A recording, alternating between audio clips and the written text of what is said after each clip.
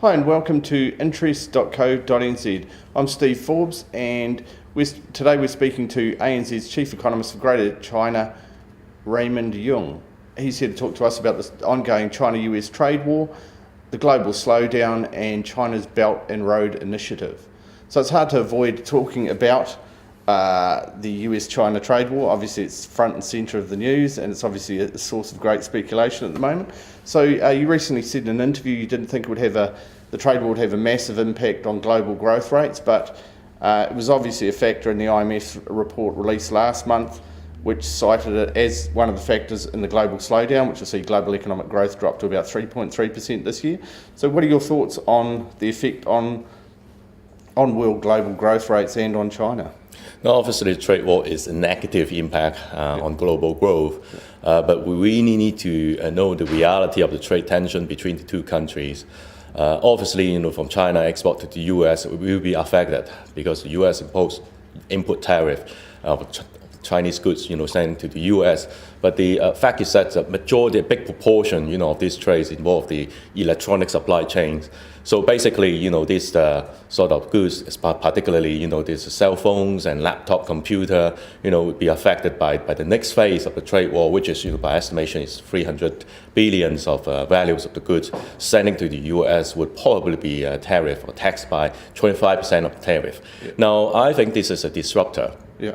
To the electronic supply chain to the whole Asia in our region, and we know that China has been assembling different parts, from other countries, for example, Korea and some other economy like Taiwan, to assemble and send it to the U.S. Now, this type of global supply chain will be affected by this for the tension between the two countries. But for the rest of the world, what we really need to assess is whether you are involved in this global electronic supply chains. Despite that this trade war, the tension and the negotiation of both sides seems to me represent some noises at the moment. But if we really look at the trade number of other economies, that I don't actually see that the big impact so far. So we definitely need to wait until whether both sides have escalate the trade tension and covering more goods, and how does it affect other economies. And so you didn't think it's had a major effect on a country like New Zealand? It sort of hasn't had any impact on our trade numbers? Yeah. Well, look, if China is saying that they still want to have at least 6% growth, and this year the growth target is 6 to 6.5, what they would like to do is just trying to launch some of the stimulus, what we call, and also some growth supportive measures and to boost consumption. Tax cuts is already a very good example that the State Council already announced a tax cut of 2 trillion RMB. That is a huge amount, and that would very often, I think, that they will spill over or pass through to the economy in the second half of the year. And by then, we will see that the Chinese growth number and a target will be made, and that would have I think that the impact on New Zealand would be pretty minimal. Yeah, okay. And you've been optimistic about US and China coming to some sort of an agreement. Obviously, as we discussed, the situation has deteriorated somewhat in the last month. Do you think the two sides can come to an agreement? I think from the Chinese perspective, they always like to have an agreement of the U.S. and don't really want to see a disruption, of the supply chain and the activities, along supply chain, primarily the factories in China, still, looking for opportunity to export to the U.S. Now, from the U.S. side, obviously, there's much more than trade. I think the very nature of this is about, the technology. Yeah. We all know that the technology sector has been growing. It's up to a point whether the U.S. decides on, whether I want China to be part of this technology industry or not. So it's much more complicated than what we think to start with. And this is exactly the difference between two countries, that China originally thought that this is a trade issue. In order to address the issue, they're willing to buy more from the U.S. and close the trade gap. Maybe if the U.S. request is $100 billion a year, that's not a problem. But recently, what we've seen is that's much more than trade, and the U.S. pointing to some companies, especially the high-tech companies, that that's involved in this, export to the U.S. and try and expand the market share in the world. So it seems to me that the U.S. seeing this more as a tech war, whereas China is seeing that as a trade war. So this difference make the negotiation very difficult, and I actually at the moment, in the near future, I would have said that over the next few months, it is very difficult to see that both sides can come with an agreement. And you did say that you thought if the trade war affects the transfer of technology to China, it could affect China's structural reforms? So actually, I think I see two effects. Obviously, at the moment, the market sentiment is not very well, and that might result. This trade war and tension with the U.S. will result in a slowdown of some of the activities of Chinese corporates because the outlook is pretty uncertain. Yeah. But at the same time, the nature of the trade war or the tension from the U.S. from the Chinese point of view, see this as an external uncertainty. Then the policy reaction will probably to accelerate the reforms in order to support growth. So there is positive and there is negative, and I would be more keen to look to the positive side and see, hey, if China think that we would definitely need to quicken our, the structural reform in order to make the economy more sustainable. I think this is more the current thinking of the Chinese leadership. Yeah. Okay, and New York University Professor of Economics Nouriel Roubini, he recently said that it started out as a trade war between the US and China, but he said it's quickly turning into a fight for global technological, military and economic dominance. He was saying if some sort of agreement isn't reached, it could lead to a full-blown Cold War. Do you think that's a fair comment?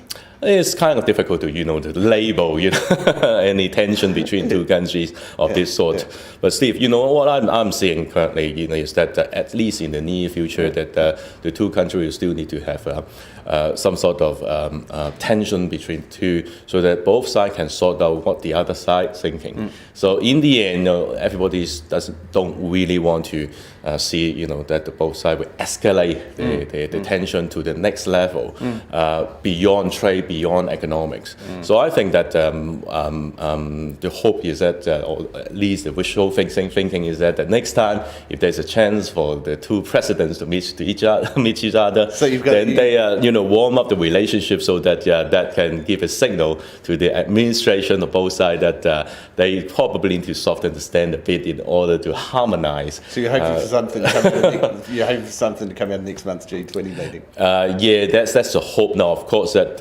is still pretty uncertain over the next few weeks. Yeah. What's the different developments evolve, especially in the case of Huawei, for example.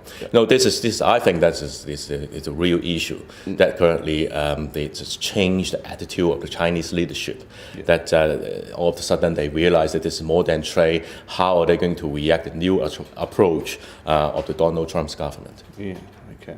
And the other issue which is obviously on minds around the world at the moment is obviously China's Belt and Road Initiative. I saw a report in the media this morning and they were discussing the fact that what does it actually mean? A lot of people still haven't got their head around exactly what the Belt and Road Initiative means, but I know the New Zealand-China Council was talking about the Southern Link and talking about making New Zealand into a freight and logistics hub for trade between South America and China. I mean, what are your thoughts on that? Well, the original version of Belt and Roads obviously is a genuine interest of the Chinese leadership to revive what had happened, 500-600 years ago. Yeah. At that time, obviously, the trade link between China is towards the western side of China, all the way to Africa to Europe. Yeah. They've seen that this is a massive opportunity because it's such an underdeveloped region. Yeah. As opposed to the other side, more the Pacific region. Yeah. So there's a genuine interest for Chinese company to expand their market share, to expand their presence in those countries, so that for some of these key interests of the Chinese companies very often is about the infrastructure investment, and lately it's more the 5G and network expansion, so that could actually help to lay a very good infrastructure for those countries. Now, for New Zealand or this part of the world, it's not entirely irrelevant because we are living in the world of the global supply chains. So whatever China is doing in other countries could have a spillover external effect, for countries not directly located in those Silk Road and the maritime Silk Road as well. So I think that is from a supply chain perspective. Give you an example, if there's a construction project happening in Pakistan or in Africa, but if they need softwood, then New Zealand is well placed to join the supply chain.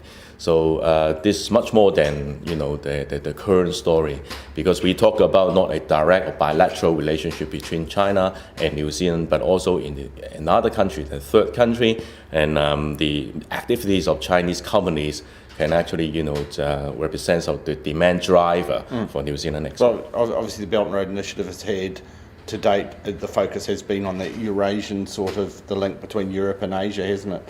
But so South America is something what China sees as a growth area for its plans. Yeah, but that's also, as I've said, that if New Zealand can be part of this supply chain, even though the original focus is Eurasia, but LATAM, New Zealand and other parts of the world can also be part of the supplies, the source of supplies for the infrastructure building in those countries. Yeah.